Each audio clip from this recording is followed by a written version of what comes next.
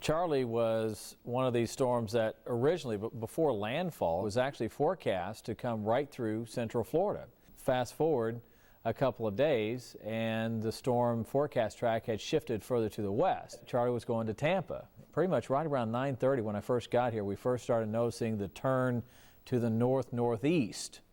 And sometimes these hurricanes, they'll kind of wobble around. So what we had to do, we had to watch it carefully over the next 45 minutes to an hour. This is the position an hour ago, and I want you to see how the storm is kind of angling itself closer to the coastline.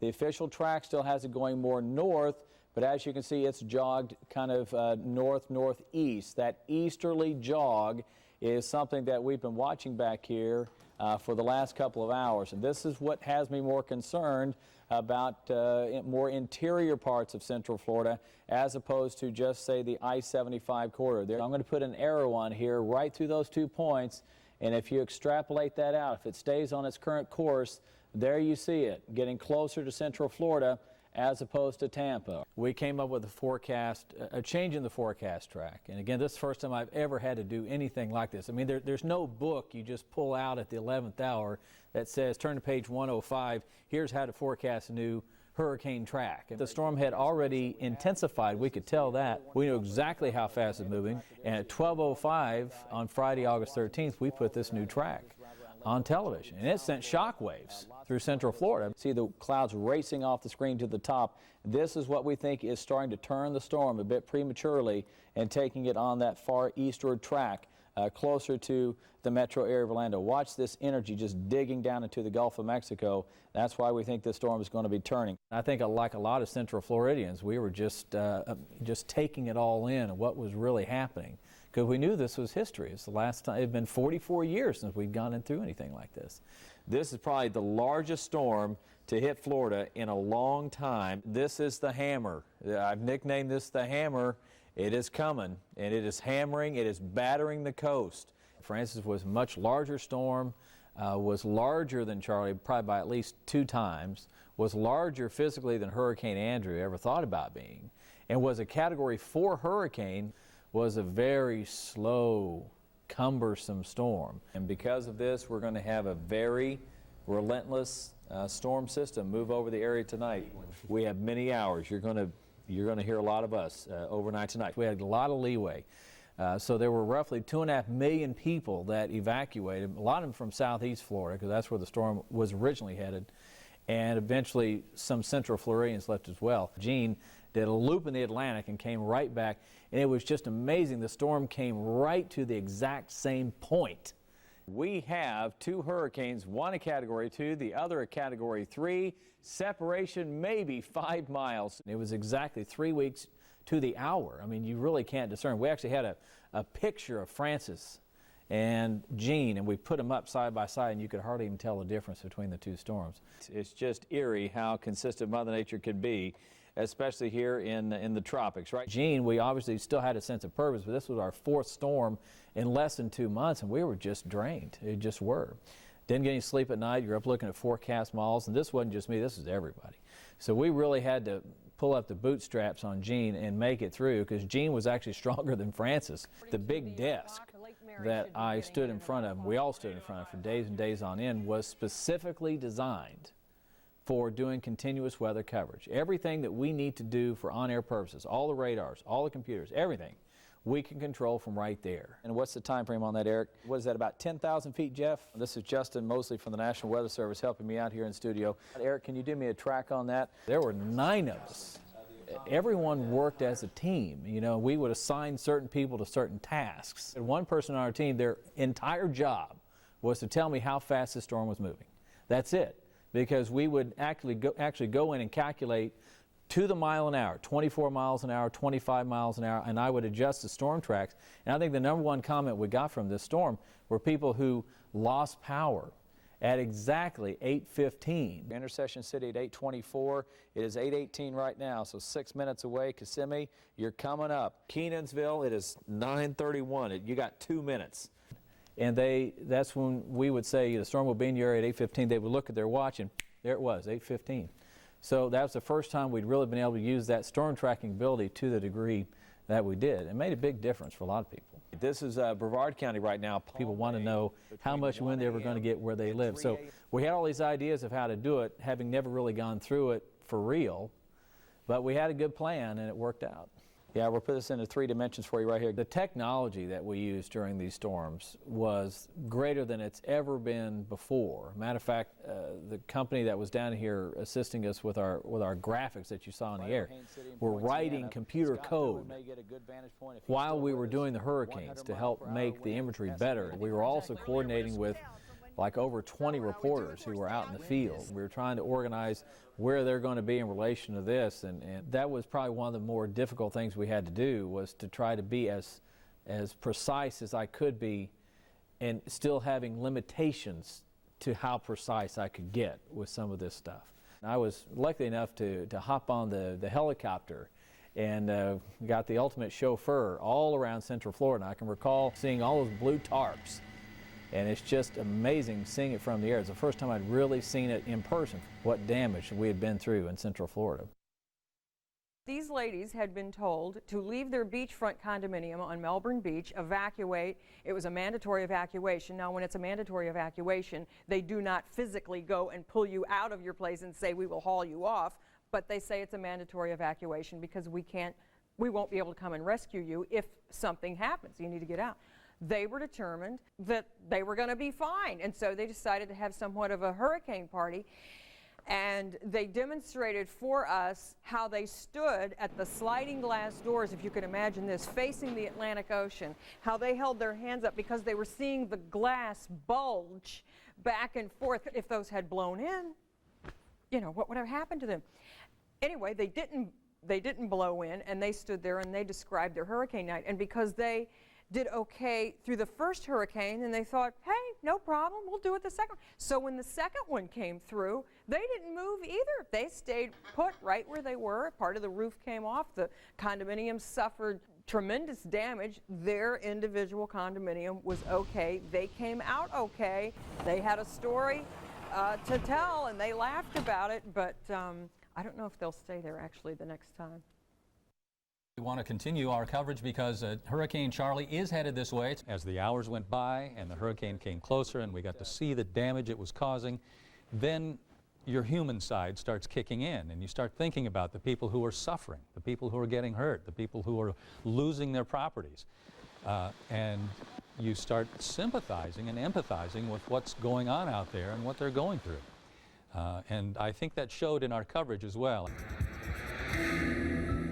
Tonight, Central Florida is recovering from Hurricane Charley. I think we have people who are interested in people, who care about the people they're covering. And I think that showed in our coverage as we went to these places that were suffering damage. That shelter opened in that area because of the extensive damage there. Take a look.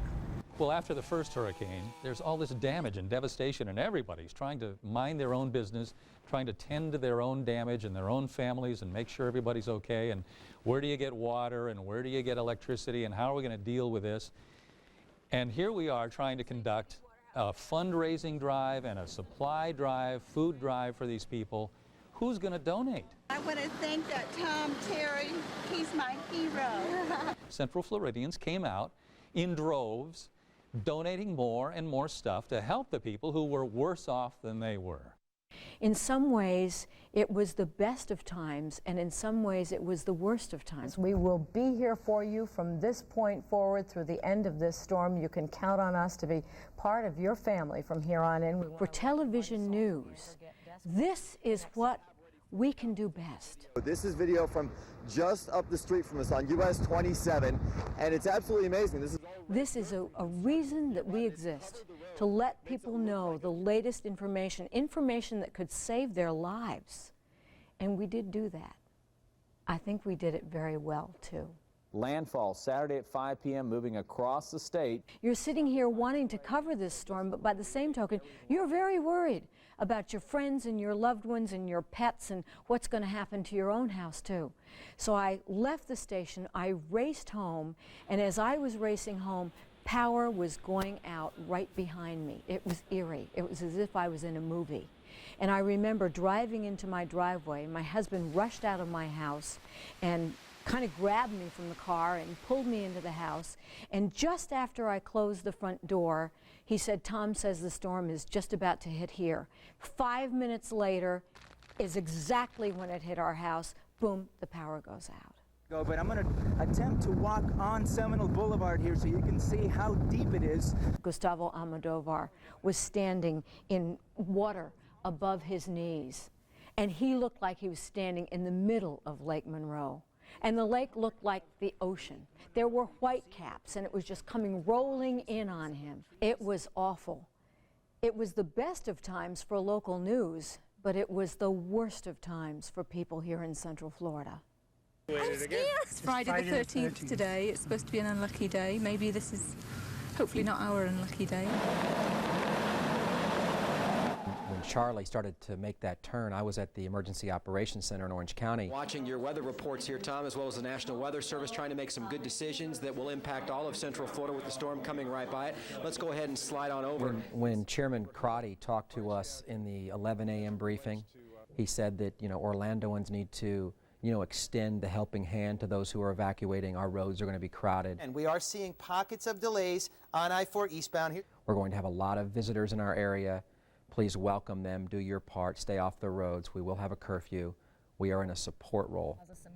As soon as Tom Terry came on after the ABC special report, we have the latest radar interpretation. The storm does appear to be moving more to the north-northeast now. Things quickly changed, and the demeanor at the Emergency Operations Center really shifted almost instantaneously. The snap of the finger as soon as Tom Terry said it's coming our way, and I informed them that our track showed it changing.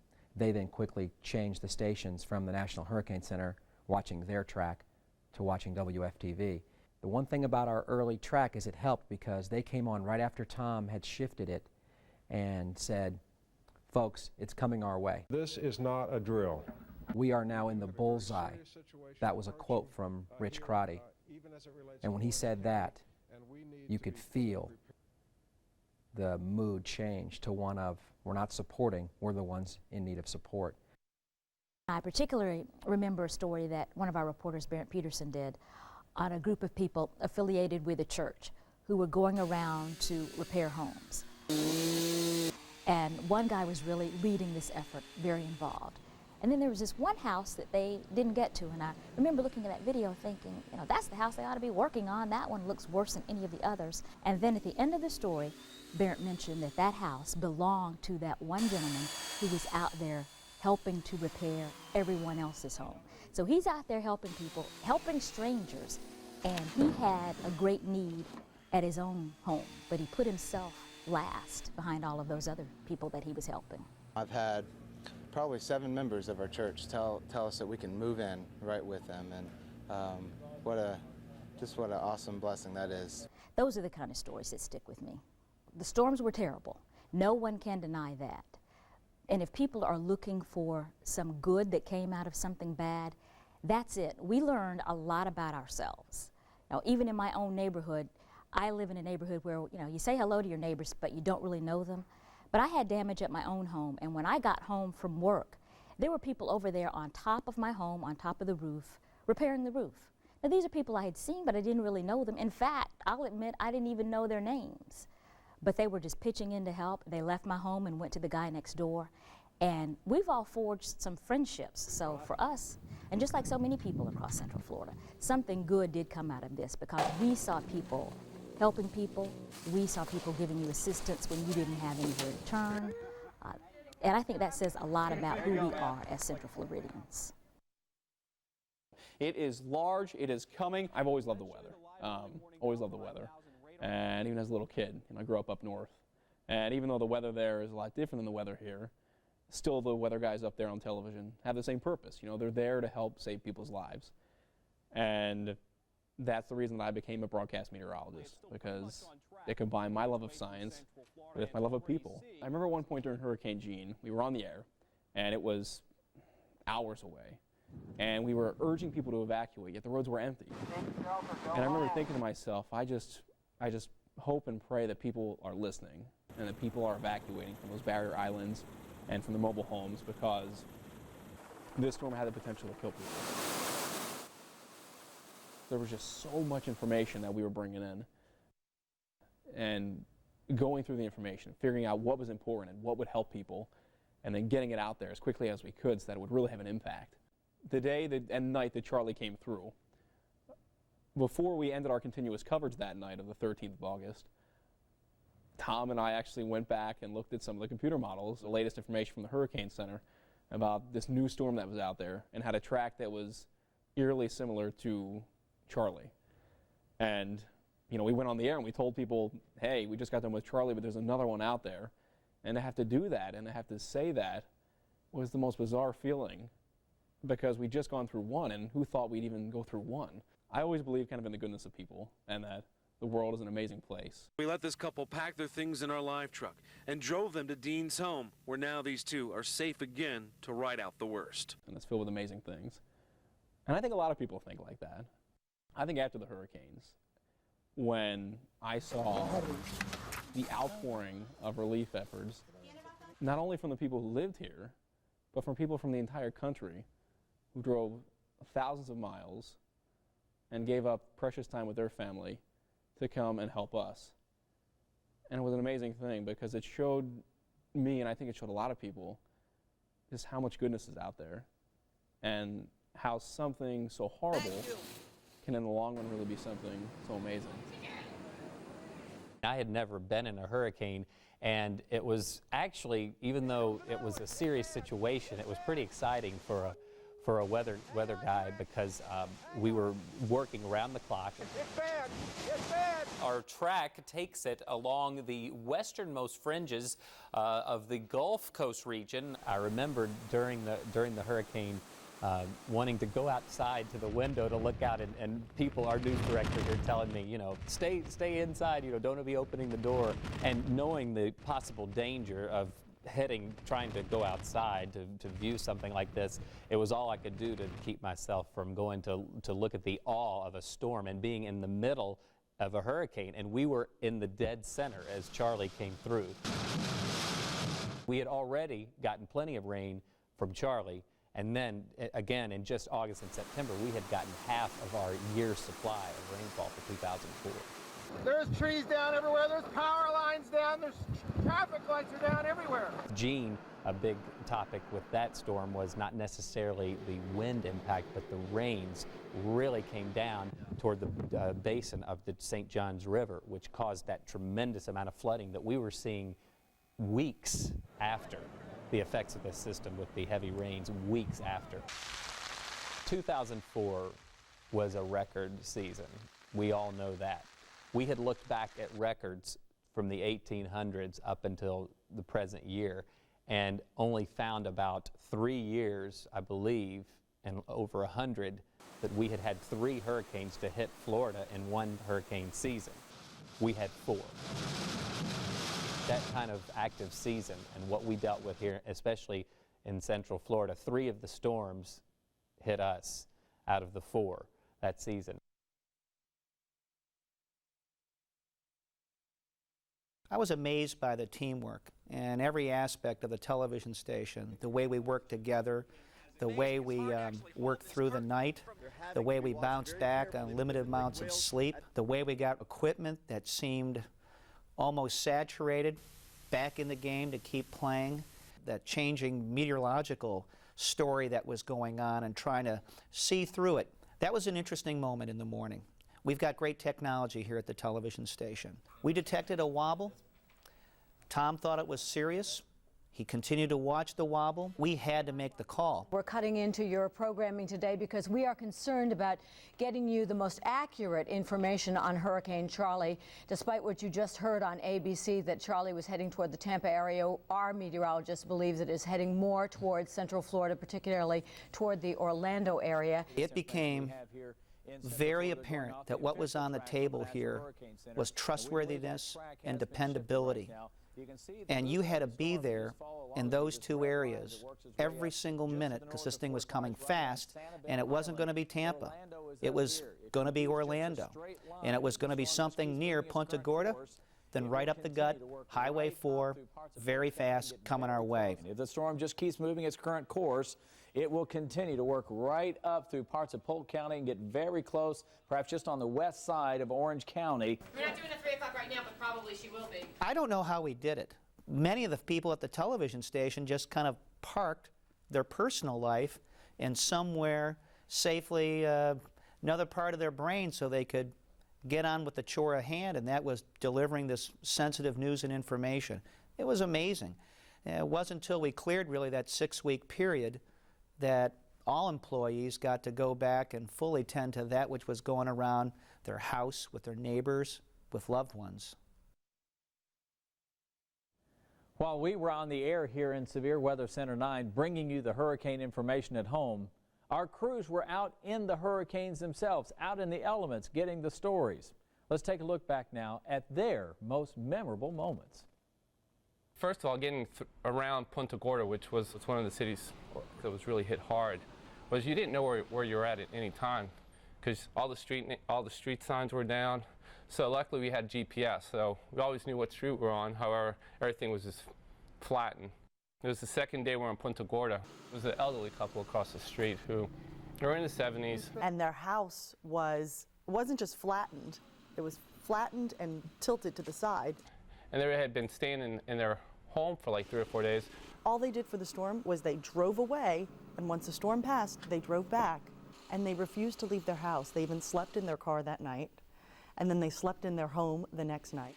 We asked them, you know, how are you? What's going on? Are you okay? It's hard. It gets harder now than what it did at first, because at first it was all excitement. And you would walk in the house, it would just squunch. And, you know, tried to get them to get out of there, but they refused. They wouldn't leave their home because they were afraid what was left was going to get taken. They were like, we're going to stay here until we get some help. One of the touching moments when we met this family was that they had no way of communicating with their extended family. We had asked them if they had spoken to their loved ones yet, because of course, the first thing you think of, does your family know you're okay? And the lady just looked at us and said, no, we don't have a phone. We don't have a way to talk to them. So we gave them our cell phones, and just tears of joy came to this wife. She was really strong and resilient, but as soon as she heard her sister, we're all right, her eyes started filling up with tears. It was just like real touching. I'd do anything for that cat. Giddy, giddy, giddy, giddy, giddy. There's a woman who's cleaning up her house, and we just walk up to her, how you doing, everything okay? Yes. And she said, you can't believe what happened to me. We said, what? She said, during the middle of the storm, my cat got excited, jumped up on the window ledge, and got pulled out of the window. He just went up in the air. I mean, he was gone. 2 days later, the cat came 3 in the morning, meowing at our front door. I came out with my flashlight, and there he sat. And I opened the door, and I said, cat, cat. And he just jumped right up my chest. And the cat had found its way back home. You know, they say that about the cats and animals, that they can always find their way back home. And he found his way back home, and her reaction and her joy, you know, she didn't care about her house anymore, but she had her cat, whose name was Cat.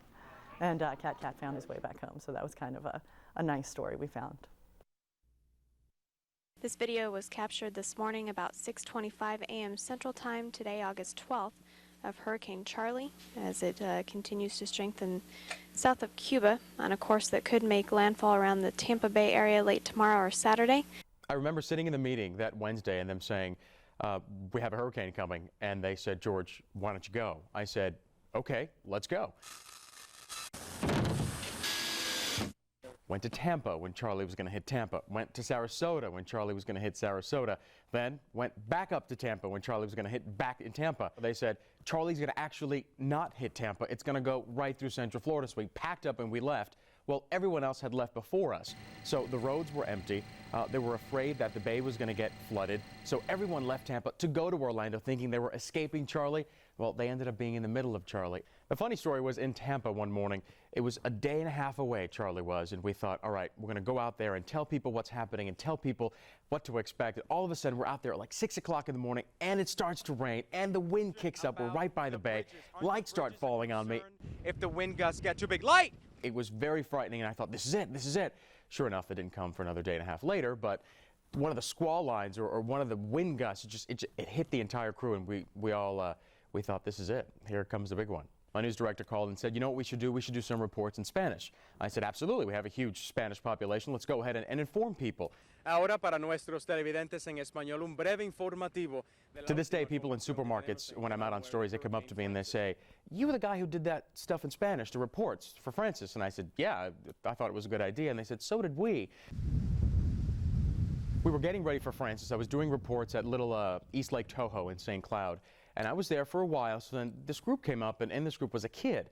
So he says to me, he goes, I have something for you. And he gave me a button, and the button said, Francis for President. And I thought, wow, that was pretty ingenious, so I kept it. And I still have the Francis for President buttons. Before we were going to cover the hurricanes, I think the first time we had our packages with our food and our chips and our granola bars and our protein bars, and it was great. It was fantastic.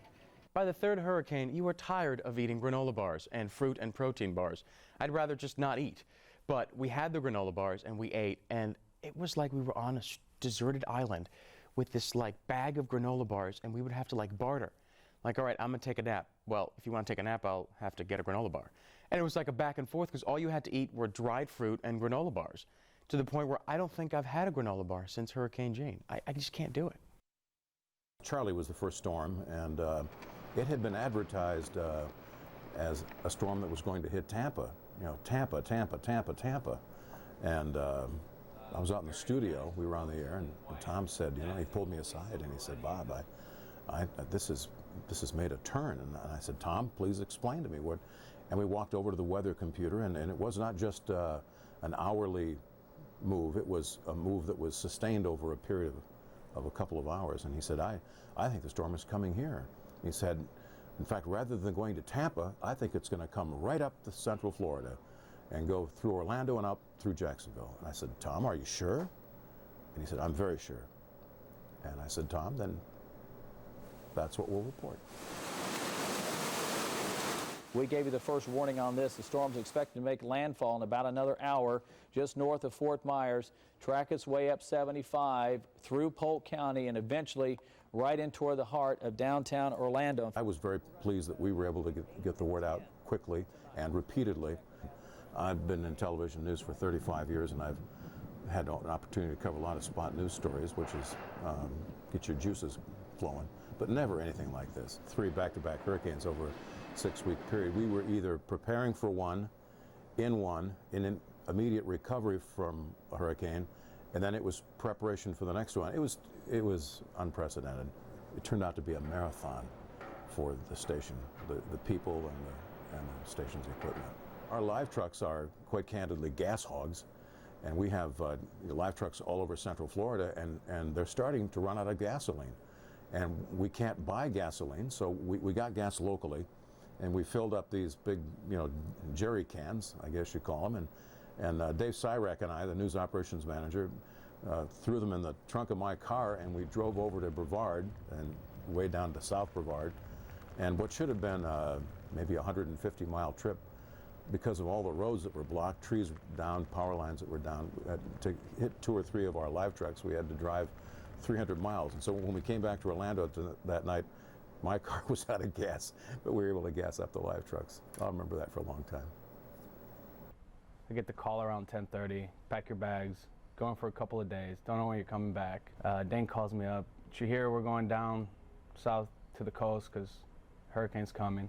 Never covered a hurricane in my life, never even seen one on TV. So I come from the Midwest, and it's just like, never hear of those. So I was like, yeah, great, let's go cover some wind and rain. And we went, and this was several days before the hurricane hit, and we were covering, the preparations, the evacuations, and so forth. The actual day of the hurricane. It was Friday the 13th. I'll never forget that date. And we were in a hotel, and we felt we were pretty much safe there, right? Because, it's a 2-story building. What was interesting to me about that whole situation is at that hotel where we were at, it was not on the beach, it was on the intercoastal, it's inland, at least none of the Barrier Islands.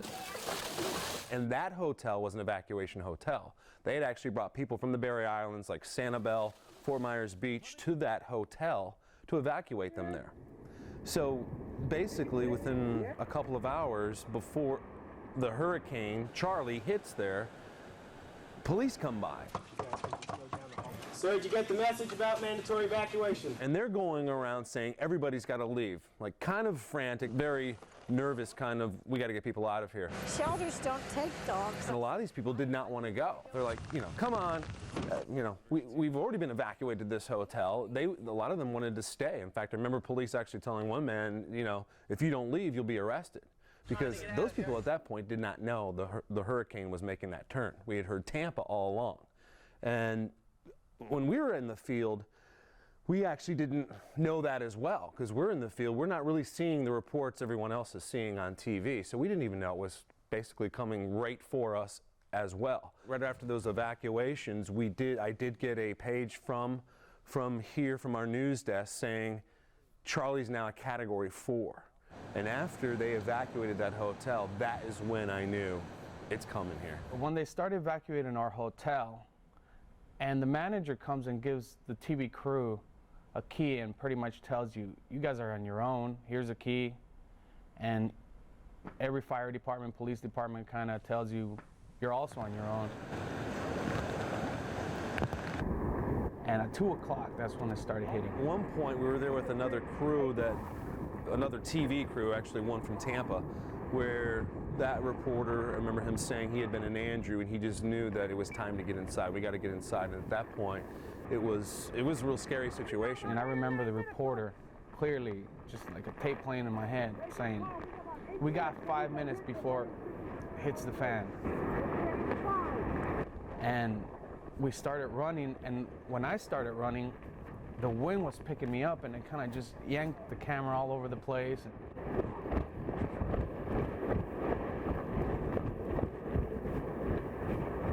The way I describe it is it was like when we actually got inside, it was like somebody turned on a switch and it just went nuts. It was like from one extreme to the next, just like that.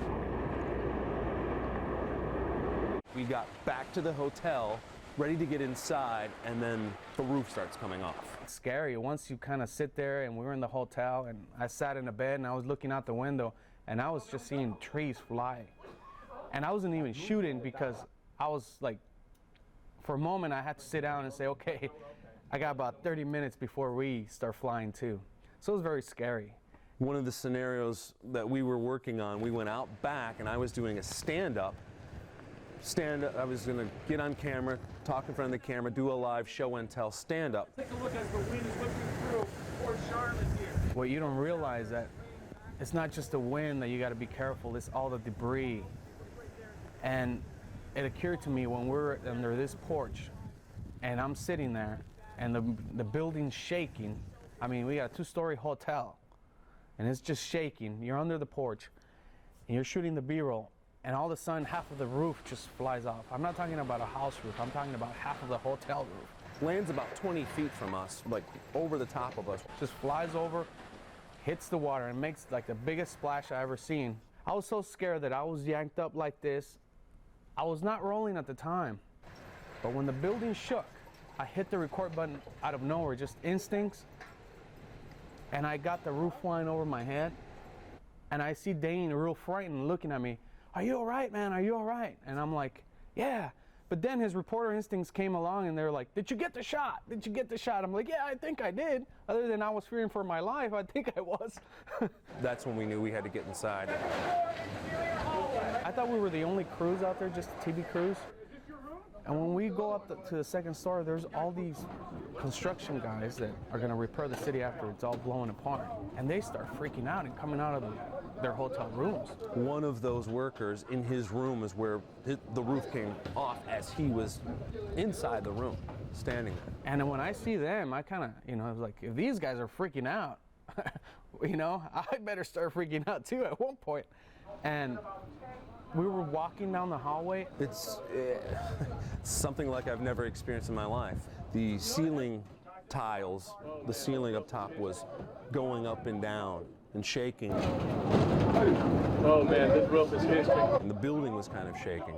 And at this point, we're on the second floor. It was so extreme at that point that, I mean, literally, just my life flashed before my eyes, because I thought at that point, we got to get off of this second floor. This entire building's just going to go down. And I actually envisioned like seeing us at the bottom of this building, the rubble of this building, if we didn't get off there. And initially we went to the second floor because there was concern with storm surge coming into the first floor. But Charley moved so fast, that storm surge didn't come up as bad as expected. It wasn't really just the wind and the rain and how bad it was, but that was at least 145-mile-an-hour winds. But what was so bad about that was just what you heard outside. Debris flying, glass breaking, just everything hitting the building. It was just so much noise with the debris flying through the air. I actually heard later on that hotel we were at was never rebuilt. They basically auctioned it off and got rid of that hotel. That's how bad the damage was there. I think probably doing hurricane coverage, and for a lot of people, anybody in this business or public safety people. Unfortunately, that serious situation has progressively grown worse. The hardest part of doing it is knowing that your family's at home and you're not there. I remember distinctly, from where we were, our vantage point, we could see the beach clearly, see the lights of the beach, and we could see the lights of the city. Look left is the city, look right is the beach, and you could watch down the line. You could see the transformers exploding. It was like fireworks, these blue lights just going down, then all of a sudden everything was dark. My photographer, Lou Bonnell, he's been working in the market for 30 years, so we were planning. We had locations, safe locations where we were. We had fallback positions when the storms hit. We were prepared for this hurricane. We found a niche in a bunker. It was an old firehouse, a pre-World War II firehouse, so it was just a big slab of concrete, certainly a safe position, had a niche cut out in it. Lou picked this out for a reason because he could stand in the niche and he was bone dry through Francis, and here I was standing out in the driving range for about 16 hours. It just won't stop out here. So that just shows you the wily veteran versus the green reporter out there. Francis was a monster, and it was just incredible to cover it for so many hours and then leave for a few hours and come back.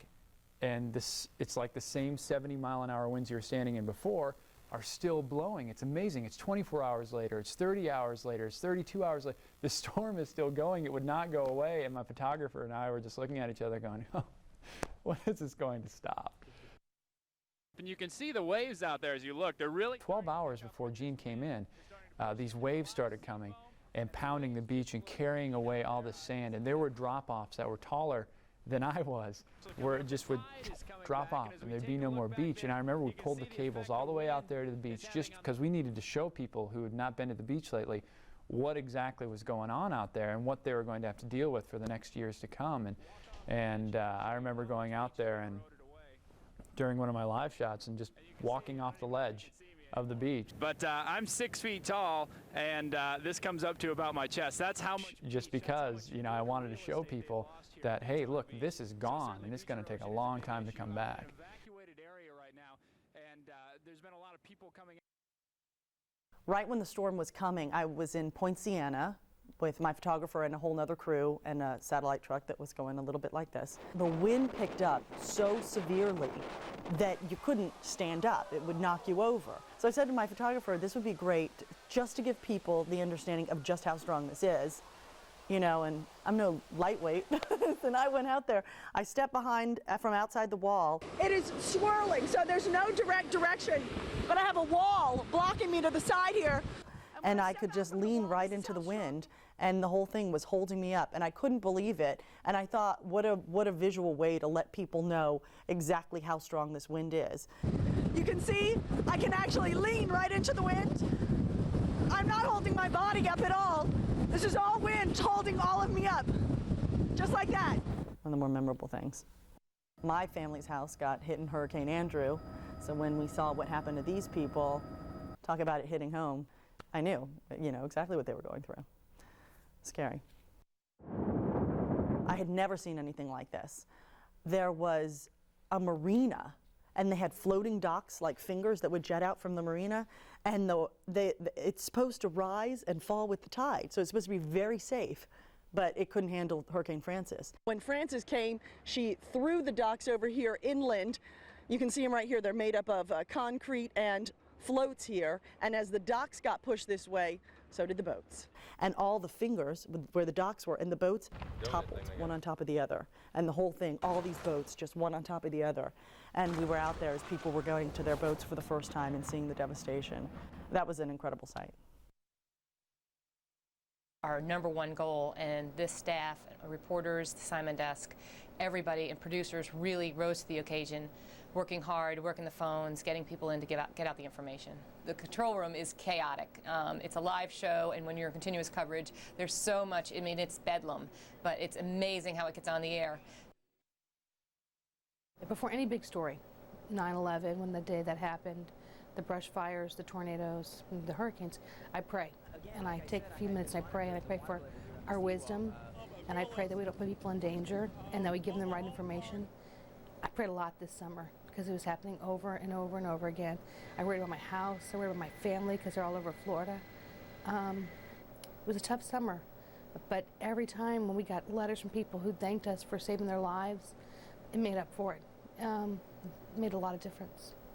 There was a point during Charley, the first storm that we had, that the producer wanted to go back to some live shots, and Charley was about to hit us hard. This is an Andrew strength storm, okay? And I looked at her and I said, don't go anywhere but go to Tom Terry. And I said, everybody stay on Tom Terry. All I want to hear is Tom Terry for the next hour. And that's what we did. And it just let it breathe because he was going through town by town, city by city. Kissimmee, you're coming up. 8:30. We knew exactly. We could hear it outside the control room. And the lights flickered a couple times and we knew it was right on top of us. There was this camaraderie in the newsroom. Winds at 67 miles per hour. Tim, how you holding up? Is that all, 67? It feels like a lot more out here. This is incredible. The winds have really picked up. Probably a good sign that hopefully these winds are not going to wear the area down, although they appear to have wore me down at this point. After Francis, we're tired, we're still doing it. After Jean, it was like, oh, you're kidding? But the bottom line was everyone knew what they had to do, and they didn't stop. Tired, angry, trying to work around your house, trying to get stuff done in the newsroom. It didn't matter. It was all about making sure everybody in Central Florida knew what was going on. We started with a plan that Charley was coming but going to hit Tampa. When it shifted, you had to move everybody, knowing, okay, you're in this location for the storm hitting, and then you switch gears to power, you switch gears to water. It was easy because we told everybody where they were going, who they were working with, so we just had to switch locations. These 3 hurricanes back to back were unbelievable. Nobody ever expected them to come and hit us 3 times. And everybody came together like it was nothing. They were willing to do whatever, whenever, wherever they needed to go. We had a job to do. We needed to tell everybody what they could do, what they needed. They were losing their homes. People here were losing their homes, but we're still willing, ready to work, ready to do whatever they needed to do. It was truly unbelievable. The glass on the live trucks takes the brunt of it. And just how you would board up your houses and board up, your buildings, you can't do anything about the vehicle. It's going to be just taking hits for hours and hours on the front line of the storm. That hit our van. So we lost a couple of windshields. Windows are gone. Smashed out, debris that came flying through here. We lost a lot of doors that would bend backwards on the cars. And now that when that happens, you're bringing water at hurricane force winds into the vehicle. And so now your crews no longer have a dry, secure place to work from. We did some things where we had some great help from our Cox partner, Mannheim Auction, where they actually fixed a windshield on a vehicle during a hurricane. And the windshield obviously was parked. When the windshield broke, water was coming in straight to the truck, and the damage is just taking in that water, soaking it up like a sponge. But they were able to help us by putting a windshield on during a hurricane. The viewer calls were non-stop, basically 24 hours a day, as soon as we were in a hurricane warning situation. People were frightened, they didn't know what to do, lots of questions about, do I tape my windows, do I open my window a crack? Some people were just lonely, they were tired, they were scared, they were frightened, they wanted somebody to talk to, and we had somebody there to talk to them, to calm them, to keep them calm. And I've gotten a lot of good feedback from people I see on the street. This is what Joy Bell's old waterfront home used to look like, and this is what's left of it. Really nothing, just the pilings and foundation, everything else gone, and that's what folks here say they're dealing with. For a lot of people there were almost complacent. So when Ivan hit, it was awful because people died, a lot more than we saw here on the East Coast. I've ridden out many a storm in that house. I said, oh, we don't need to leave. And a lot of people felt that way, and they're all in Grand Lagoon dead right now. It was very sad to watch because we especially saw roof damage here. There we would see homes that were wiped completely to the slate. I mean, these are nice new homes, and they were gone. And I think a lot of people had trouble dealing with the reality of that. We interviewed a couple of people who said, you know, you need to tell people this wasn't a Category 3. This was a Category 4 or a Category 5. This is not a 3, and I want the public to know that. And, you know, it wasn't. It was a 5, and, I mean, my stuff is like way over there. And they refused to believe that it was a Category 3 because it was so severe and the damage was so bad that they were almost offended that people labeled it a Category 3. They thought this is a 4, this is a 5, but either way people need to know how bad it was. My husband said we'd invite you in, but Let's go. there's not much for you. Remember when the president came to visit after that, it was interesting how much his visit meant to people because they had lost everything. They really had nothing to bank on, and while they knew eventually insurance would cover it, they'd be getting their payments, I watched grown men cry because they had nothing else at that point except a handshake from a president. I shook his hand twice, and that is a defining moment in my life, and I get very emotional when I think about that. It's just more than I can say. It's great, just great. And Bill Kuntz was his name, a man who had moved over to the waterfront because he wanted so desperately to live near the water. He'd moved from Tennessee.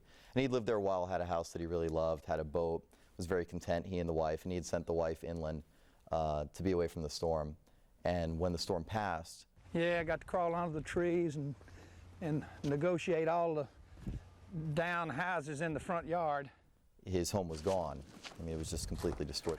And I got a sailboat in the backyard. Not mine, though. And he remembered saying that he didn't want his wife to come back and see it because he knew how upset she would be.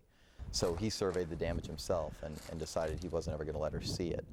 And it just shows that while we can see all the pictures on TV and we can bring it to the viewer, it's tough to comprehend unless you're one of those people. And always remember how genuine Bill was in his desire to protect his own wife from seeing how upsetting a storm could be to your livelihood. You know, in Brevard County, we saw all the downed trees in Orlando and Seminole and Orange County, and it really didn't strike us immediately as such a big disaster until you drive in on the 408 and you see how many trees came down and how many roads were blocked and how hard it was to get from one place to the other. Francis, we knew, was coming in toward the southern end of the county. We figured that if any place was going to suffer some of the most horrific damage, it was probably going to be Barefoot Bay. There are thousands of mobile homes. During the storm, we actually drove through Barefoot Bay a couple of times, and we got to see the progression of the homes. You know, it started with awnings and carports, and next thing you know, roofs were being ripped off. Every time we'd go back, something worse would have happened to some of these homes there. The funny thing was there were a lot of people that actually, even despite the evacuation orders, were going back into Barefoot Bay to check for themselves to see if their homes were okay. And there are a number of people who are not heeding the advice of the emergency management, and they're heading back into their neighborhoods after they were evacuated. That's the Barefoot Bay community down there. A lot of people left, but they wanted to see whether they were doing okay or whether their homes were okay. And there actually were a number of people that stayed in their homes despite all the warnings. They stayed in their homes, and the fire department had to go in the middle of the hurricane and help these people out. After Francis, it was just a big mess, and people started to clean up, and it really, I don't think they really got a chance to clean up because of what happened, you know, just a couple weeks later with Jean. We were watching one hotel that had a tarp pretty much over the whole hotel roof, and by the end of Jean, that tarp was gone. The initial day after was probably one of the most incredible sights, just to drive down A1A and to see how much damage was done to these large hotels. The Radisson, which you could see through the walls from one side of the hotel out to the ocean, was just unbelievable. The wind had that much force to peel the plaster and all of the building materials away so that you could see right through the hotel. There are so many people out there that lost everything in these storms. They'd go to the shelters and they'd come back and all they would find is a pile of rubble. We're driving to Brevard driving straight into the storm, and and the storm's coming straight at us. There was nobody on the road, and we were driving pretty slow. We left about 2 o'clock. And the one thing you could see as you got closer when we were on I-95 is you see this little blue glow, little blast of blue light, and we kind of figured that was probably the transformers exploding. It's pitch black out, and I kind of had an idea where I was at, and I was like, God, this is Babcock and 192. I go, there should be a stoplight, and so I just go ahead and stop on my brake right then. This stoplight comes swinging. The road was washed away in some spots, US 1. There was a hotel that its complete second story had blown off into outer buildings behind there and trapped 3 women the night before, older women and some construction workers. In the middle of the night had told us about how they, in pitch darkness, heard the screams back there, got these ladies out. One lady didn't even have shoes, and one of these guys gave his own shoes to this lady, and they got him back into a safer part of the hotel. And Francis just would not quit. We were driving around in southern Osceola County, Yeehaw Junction in particular. I just remember thinking, how are these people going to make it? There was no power, there was no water because they had well pumps that couldn't run without electricity. There was no phone service, there was no cell phone service. I mean, these people were literally cut off from the world. And finally, you know, you started to see some ice arrive and some supplies, but you know, these mobile homes just couldn't withstand the force of the wind that went through that area, and they were just ripped to shreds. And these people just were hopeless, you know, but they all stuck with each other and said, we're going to rebuild, we're going to stay here, we're going to make this happen. The big threat the next day was those tornadoes. I was talking with the producers back at the station, and they were saying, you know, you need to be on the lookout for tornadoes, you need to watch for rotation in the clouds and that sort of thing.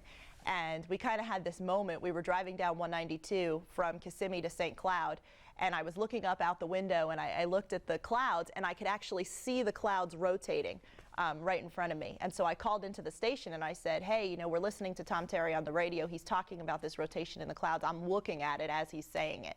So we called in, and we were kind of doing a talk back with Tom, and he said, do me a favor, turn around and look behind you.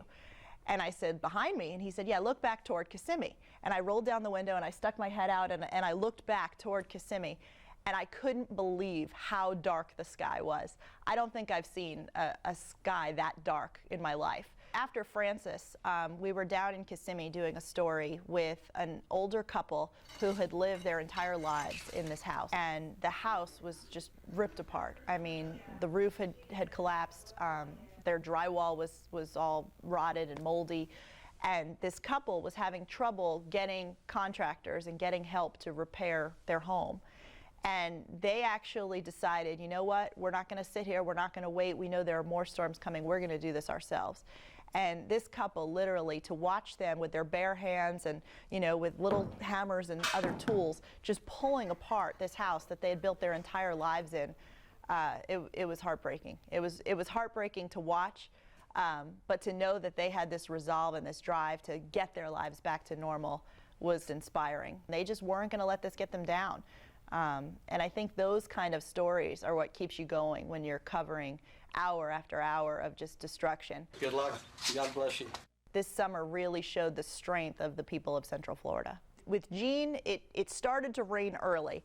And I say that because it ended up, you know, at first it wasn't that severe. We were, you know, out of the truck, in the truck, out of the truck, in the truck. And it was fine. And I was saying, oh, well, you know, Lake County must not be getting that much of it.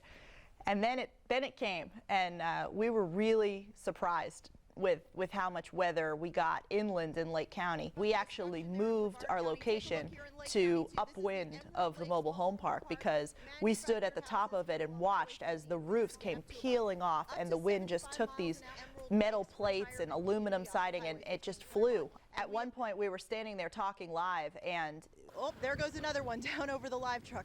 We just noticed this, like a deck of cards, these metal plates just flew off of this roof and into a lake nearby.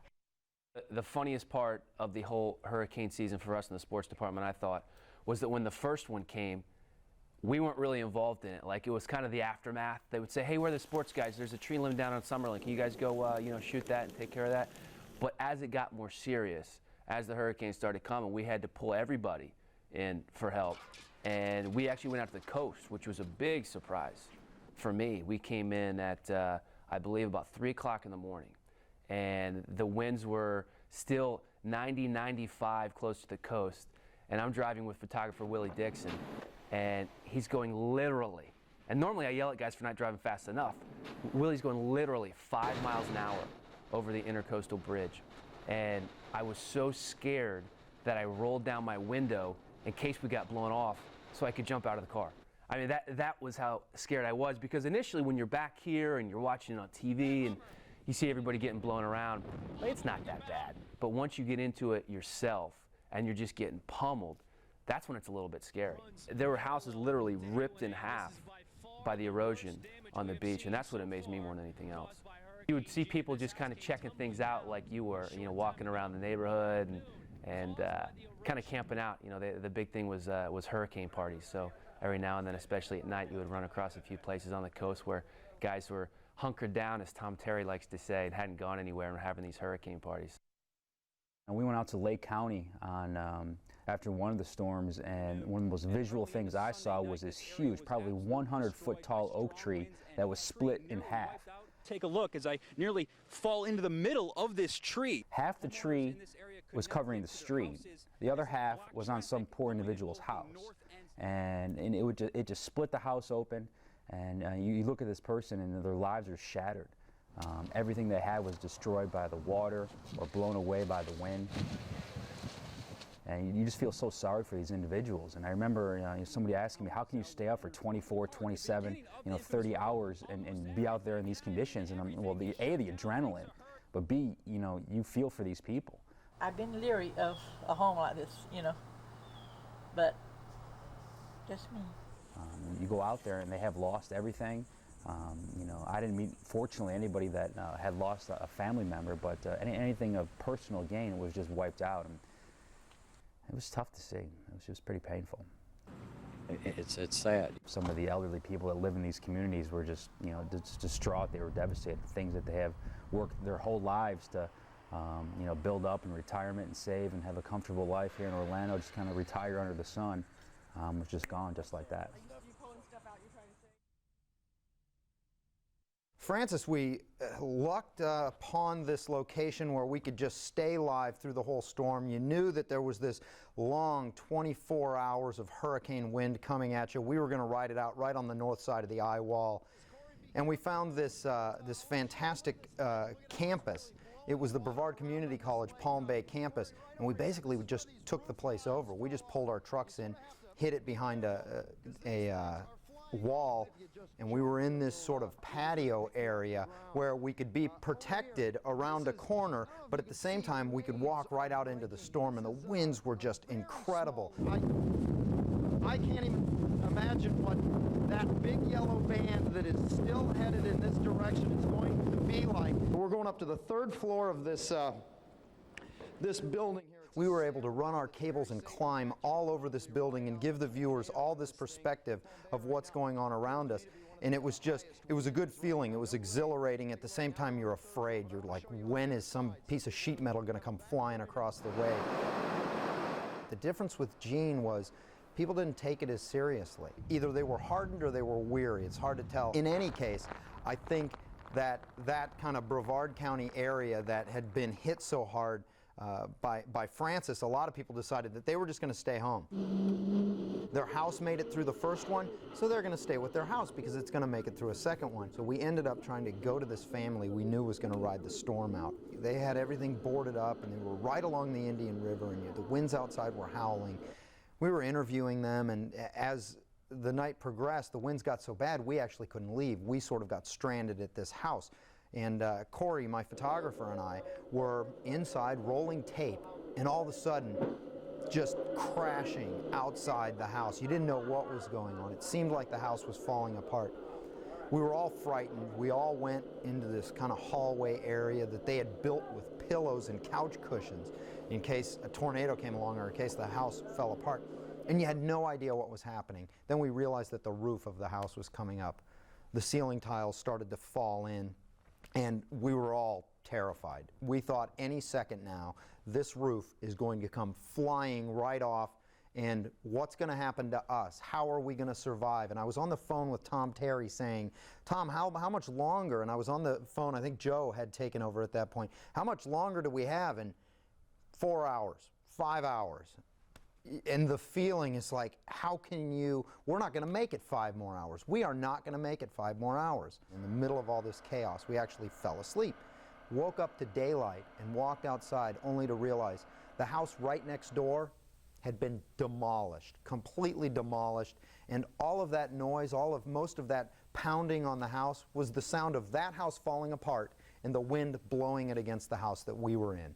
And you looked at the house next door and said, could have been us. Everyone in that house said, it could have been us.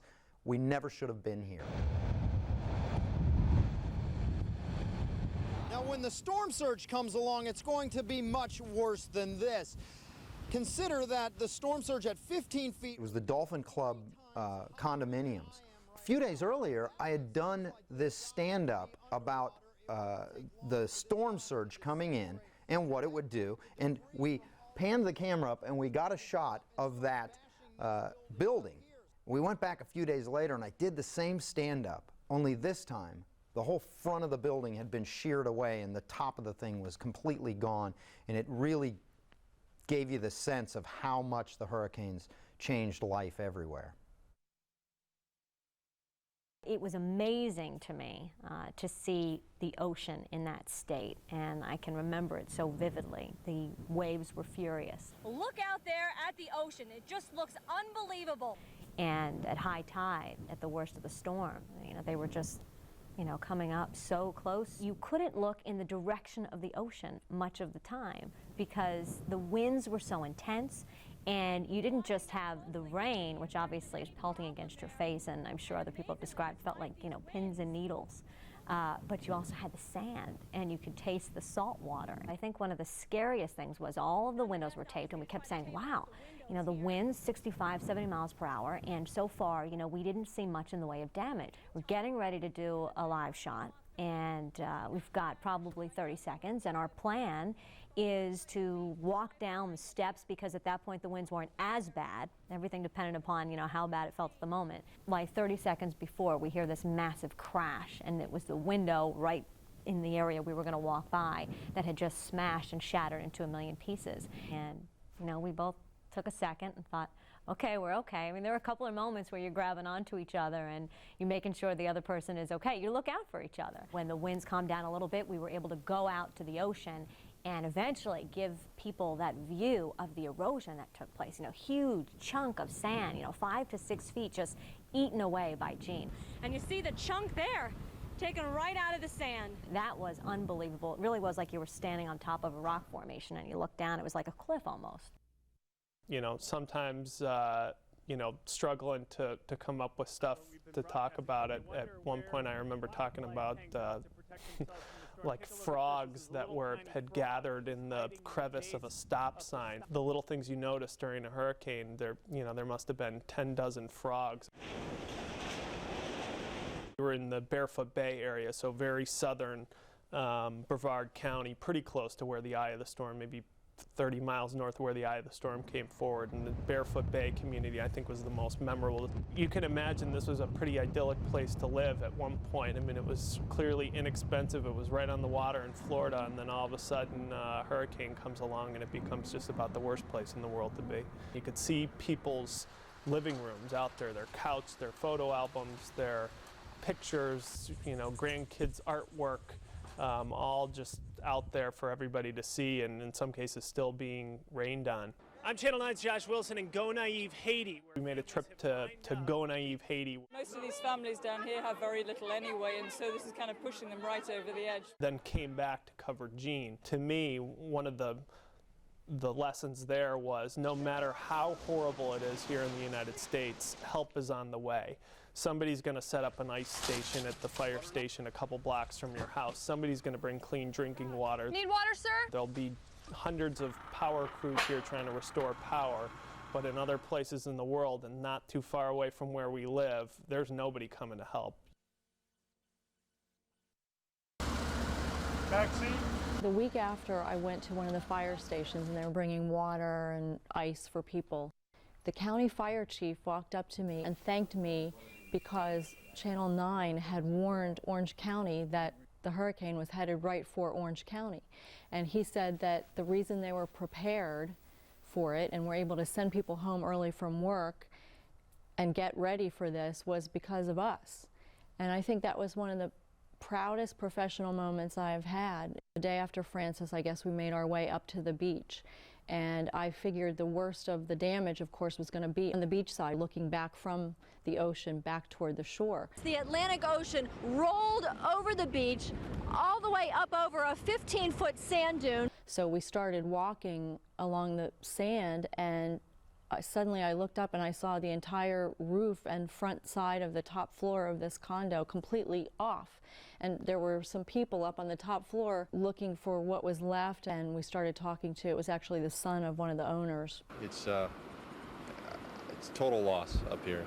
He was just saying his father was going to be heartbroken when he saw the damage there. It was just a surreal sight to see, to be in that apartment on the top floor and have no roof and no front wall.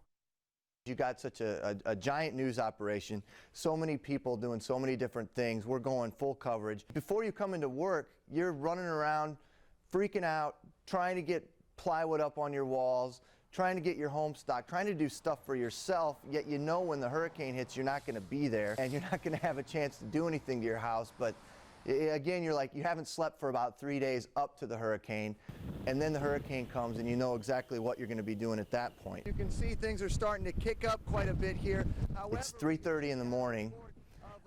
We've got nowhere to go, and we're hunkering down next to a Walmart. So the manager of the Walmart comes out and says, hey, you guys, if you need something, this guy had to stay in the Walmart because they had to have somebody with the store in case of looters. So this guy comes out at 3:30. If there's anything you need, why don't you guys come in here? And we're like, well, we really could use a place to sleep. So he goes, well, come on in.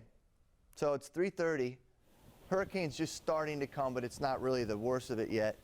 And we're walking through Walmart in our boxer shorts and socks, and he goes, help yourself to whatever you want. So we all split off in our own different direction, and I went right to the sleeping bags.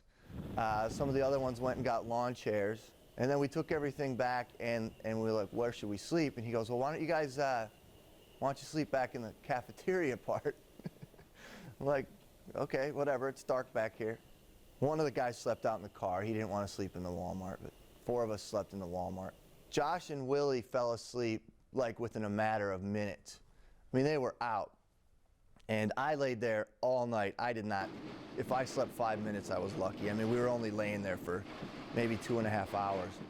But I was laying there, and I just kept thinking, you know, what if the roof of this place blows off right now? Is this going to be the end of me in a Walmart with, you know, metal laying on top of me?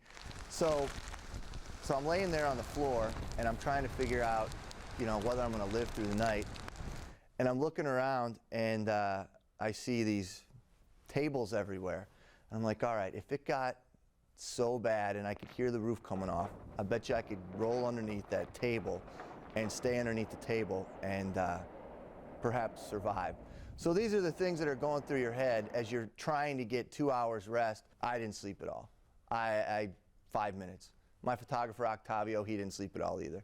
The next morning, we're exchanging notes of the night, and he's saying the same thing. Oh, I was so scared, I didn't know where I was going to sleep. But Willie slept all night. So did Josh. People were coming up to the live truck and bringing us food. This lady brought us a pizza. This other lady brought us coffee and donuts. I mean, people were really concerned about us being out in the field because they knew that we were going to be out there. Now, we do have all sorts of debris all over the place. We heard a loud crash about 15 minutes ago, and I noticed that one of the palm trees behind us had busted up. And that, I mean, I can't believe that people did that. That was really awesome to know that people appreciated what Channel 9 had done throughout this, enough to go get a pizza and take it to the news guy and the photographer out in their van. And it was awesome. It was the best pizza I ever had. I had the opportunity after Francis to get into Sky Witness 9 and do an aerial survey of the marketplace. These hurricanes, to think that at many times they were traveling at 3 miles per hour and just staying outside a family's wall of their house, breathing down them at 120 miles per hour, and people inside thinking after hour 5, after hour 6, 8, is this home going to hold together? I'm amazed at how our community held together through these 3 storms that hit us. It's just miraculous that we didn't have more tragedies unfold in the way of human loss. It could have been so much worse. After each of the hurricanes that hit Central Florida, WFTV and its partners set up hurricane recovery drives, and the community responded. Neighbors helping neighbors. Friends coming from near and far to lend a hand. Heroes in hard hats working hard to bring our lives back to normal. And communities reaching out, giving hope to those in need. Channel 9 salutes the people that make a difference in Central Florida. Thanks. We were so exhausted after Hurricane Charley, and that was just the first hurricane. We held a hurricane recovery drive because we knew that there were people in great need. We started long before daylight. We started at the beginning of daybreak. It was before 5 a.m. Bo and Melissa were there, one of our Cox radio partners were there doing their radio show. Tom Terry arrived right after I did, and we began doing our cut-ins and asking people to donate. The response has been tremendous. People have been asking me since Friday, how can we help? This is how you help. We were asking people to give food to the Second Harvest Food Bank and to also give food and pet supplies to the SPCA, to give money to the Red Cross, and to roll up their sleeves and donate blood, because Florida's blood centers, many branches of Florida's blood centers were shut down because of power outages. They couldn't collect blood. And we were very concerned that there would be a lot of injuries, both during the hurricanes and in the aftermath and cleaning up, and that people would need blood. So it was important to do all of that. There was one fellow who was there just around 5 a.m., drove up with his big old truck and big old wheels, and he had that thing loaded with supplies to donate. And I remember by late morning, it was nonstop. It was a traffic jam in the parking lot at the arena. Then we have the next hurricane, Francis, and we have another drive. Central Florida is proving once again it is full of people with generous hearts. We have car after car after car pulling up here. Same thing. People just, even more people were without. Even more people were homeless. Even more people were hurting. And even more people came to donate. It's beyond my imagination how generous people are. And then, after the last hurricane, we didn't stop asking, and they didn't stop giving. And now's the time for people to pull together. And we held then drives in Volusia and Brevard counties. And as devastated as those coastal regions were, people were there. People were giving. And I think in sum total, we were able to collect for the Second Harvest Food Bank more food supplies than they'd collected in a single drive any time in their history. Same thing for the SPCA. More in food and animal supplies than they'd ever been able to get. I have money for the Red Cross. And then as far as the Red Cross was concerned, the total amount of donations were more, well over $100,000, which actually was a drop in the bucket compared to the amount of money that they were spending in this region. And as far as blood was concerned, with those blood mobiles out there and with those branches that could stay open around Central Florida, Florida's blood centers had the best blood drive that they'd ever had in their history. It was amazing. But we were very blessed. Our home was spared, and that's why we wanted to load up the car and just come and give back to the community. It is incredible how generous people in Central Florida can be. I mean, people who'd lost their roofs, people who were homeless, were driving up with supplies in the trunks of their cars to give to other people. How kind, how generous, how selfless of these people. When things like this happen, these wonderful people who live here just make me love them even more, because they're so kind, they're so good, and they're so giving. It's times like these when the word community becomes more than just the place you live. When seeing your neighbor becomes more than just a passing hello. When the word family includes more people than you ever imagined. To all those who reach out with a helping hand, we at Channel 9 salute you. Thanks again.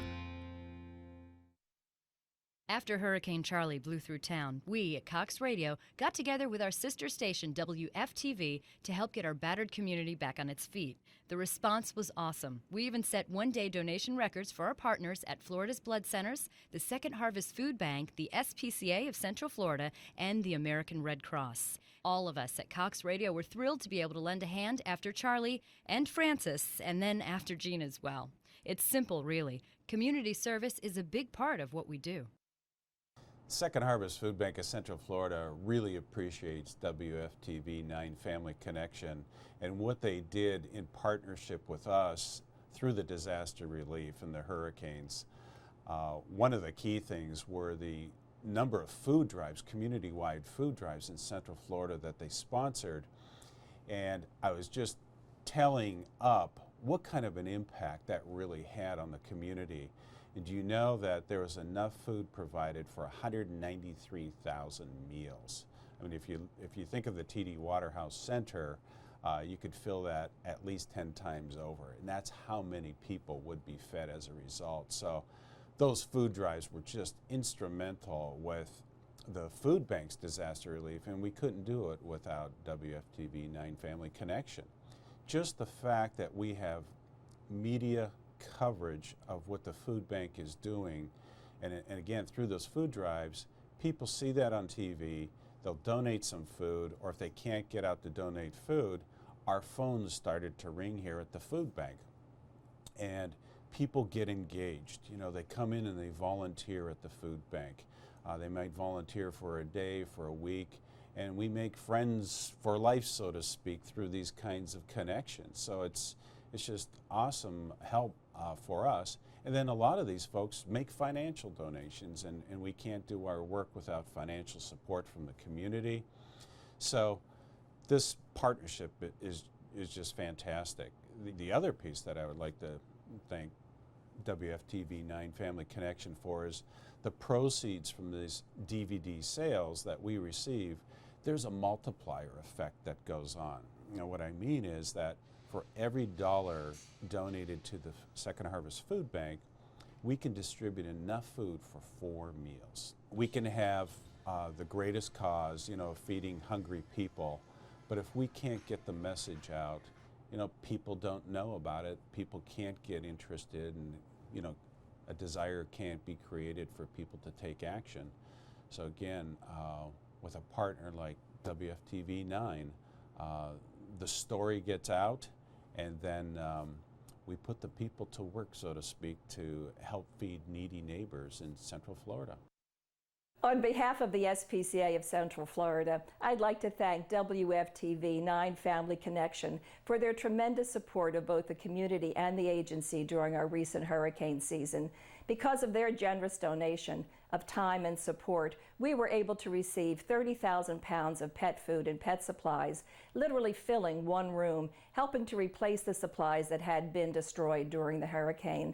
In addition, we received $10,000 in community contributions, tremendously supporting the agency's loss of medical supplies during the hurricane. And in addition, the news team of WFTV was instrumental in helping us to get our power turned back on. Thank you so much, WFTV. I hope we don't need your support like that again, but if we do, we know you'll be there.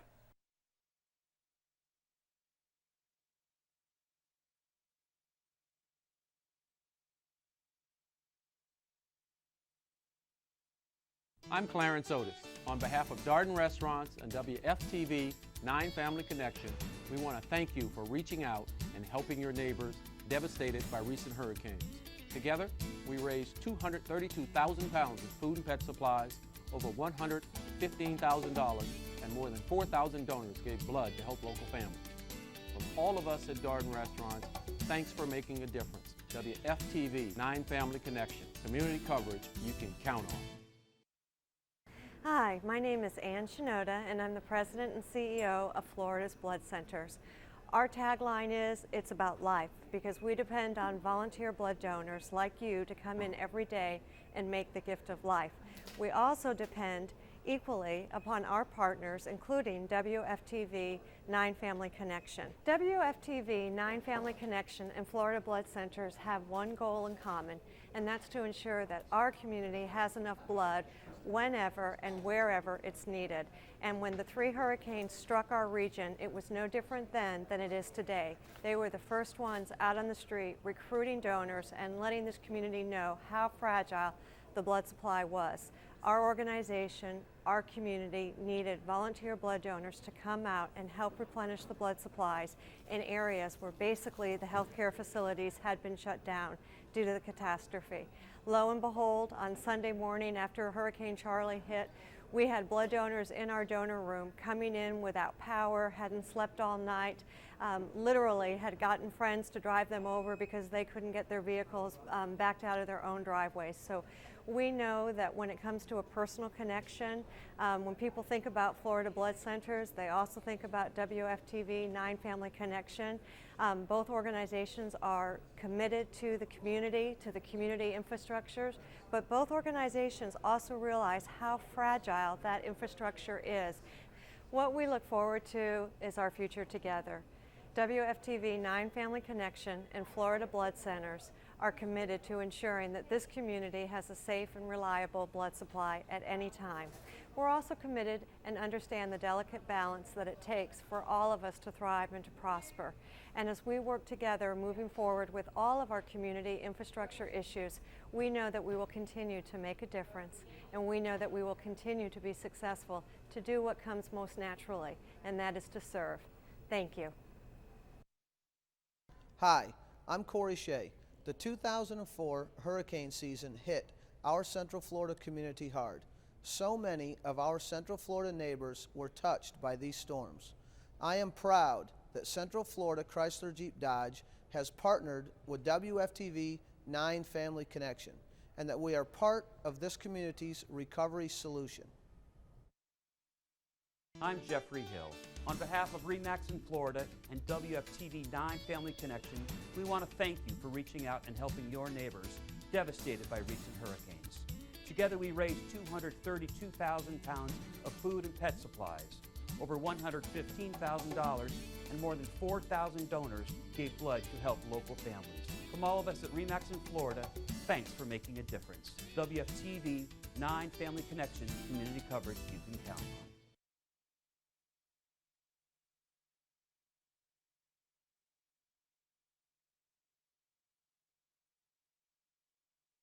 I think the memory that we'll all have, those of us who work here, was how people came together and pulled together as a team. People worked beyond being tired. They worked to the point of physical exhaustion. We had several people that didn't have a day off for 2 and 3 weeks, and no one complained. We didn't have to ask people to come in. People showed up, and everybody gave. You heard the proverbial 110%. We had 150%, 100% of the time, and we were all worn out by the time it was over.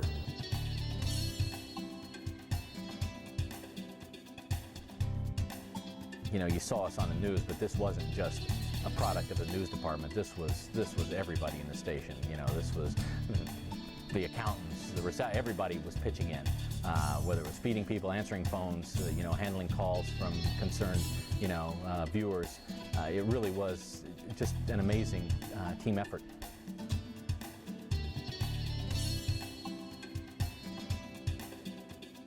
I didn't have my hurricane shutters up before Francis, and when I got back, I had to get up early in the morning and put up my hurricane shutters, and my neighbor actually came over and helped me put those shutters up and provided some of the bolts because you couldn't get some of the supplies anywhere. We were just like everybody else, you know. You wait in the lines at Home Depot and try and get your house prepared for these storms just like everybody else. But it was really something else to see that even your own personal neighborhood, people coming together.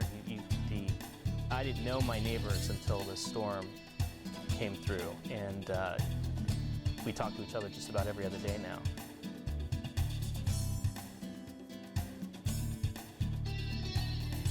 Francis was the one storm out of all of them that we actually tried to not spend the night in the truck, and we went to a hotel in Kissimmee. Well, we went to the hotel in Kissimmee. I was in the room for about an hour, and the power went out, and we heard a huge transformer blow right next to the hotel, and this loud, loud banging. And I looked out the window, and pieces of the roof of the hotel we were in were actually flying off. And I said, we're not staying here. And we actually got up and went back to the live truck, and we figured we'd be safer there. Took the live truck back over to the Emergency Operations Center and stayed there through the rest of the night.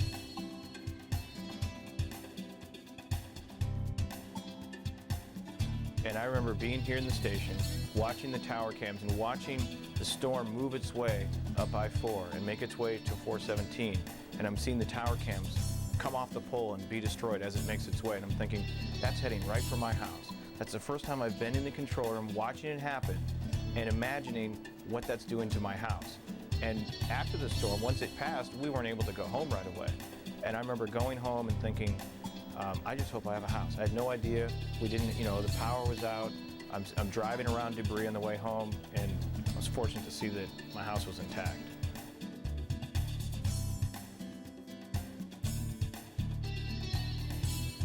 You stayed up all these hours, all night long, and finally, we jumped in a minivan, laid the seats back, and fell asleep in the middle of a hurricane, in the middle of like 110 mile an hour, 120 mile an hour winds. I couldn't believe that you could actually sleep at that moment, but you're so exhausted, you just finally lay your head back and you fall asleep for a couple hours. When the sun came up, you get that feeling that you drive around and the whole city is different. The whole place is destroyed. Every stoplight is out. Every sign is gone. People's roofs ripped off, all of that kind of stuff. That South Brevard County area was just damaged so badly. In Francis, it was unbelievable when you found out just a couple weeks later another one was going to come right through the same path.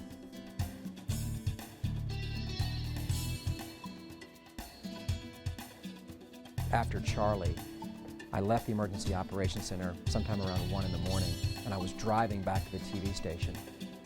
And I drive Colonial every day, and to see streetlights swinging, roads deserted other than police officers, trees down, you couldn't navigate the roads, moments after Charley came. I will never forget the drive from the Emergency Operations Center to Channel 9 as long as I live. And then to pull into the parking lot in a news van and see my car under a tree and not be able to get that out and saying, wow, it looked like a bomb went off.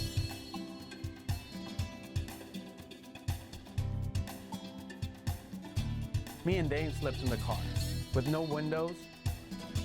I mean, once it hit the aftermath, we came outside, our van was totaled. Luckily, it still ran, you know, it would still run. And there was no hotels. There was no electricity for the next, 120 miles. So we had to sleep in our van that night. And, we kind of just put the seat back and took a nap, didn't shower for a day and a half. It was kind of disgusting, but, we had to do what we had to do.